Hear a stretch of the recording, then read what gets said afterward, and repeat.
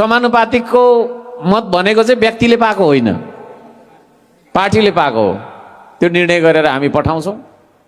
कसैले सानो मन गर्ने ठुलो मन गर्ने भन्नु हुँदैन है यसमा पनि।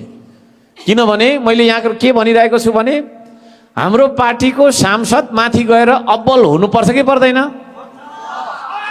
राष्ट्रिय अन्तर्राष्ट्रिय राजनीति बुझ्ने खालको, नियम कानुन धारा उपधारा केला र व्याख्या विश्लेषण र तर्क गर्ने खालको, त्यो खालको मान्छे र समावेशी देखिने खालको मान्छे। समानुपातिक भन्ने बित्तिकै समावेशी देखिनुपर्छ। त्यसो भएको कारणले गर्दाखेरि त्यो खालको पठाउने भनेर सोच विचार हामीले गरिरहेछौँ। मैले त्यो खालको गरिरहेछु। त्यसमा तपाईँहरूले अन्यथा कसैले पनि नमान्नु होला। म त्यो पनि निवेदन गर्न चाहन्छु।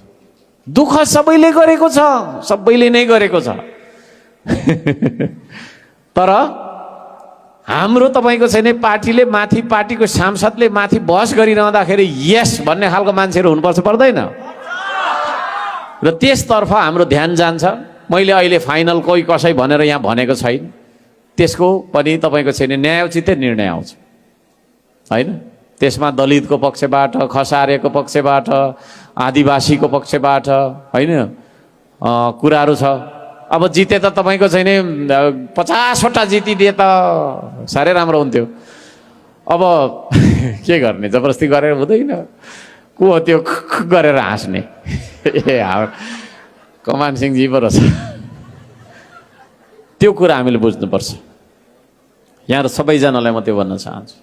मैले अघि भने मेरो लागि सबैजना समदूरीमा, उत्तिकै प्यारो, उत्तिकै महत्त्वपूर्ण, उत्तिकै सम्मानजनक, उत्तिकै तपाईँको आदरणीय हुनुहुन्छ। मेरो लागि कोही पनि पराया, कोही पनि आफन्त होइन, यो भन्ने कुरा मेरो मुखबाट आउँदैन, मेरो सोच विचारमा पनि त्यो छैन।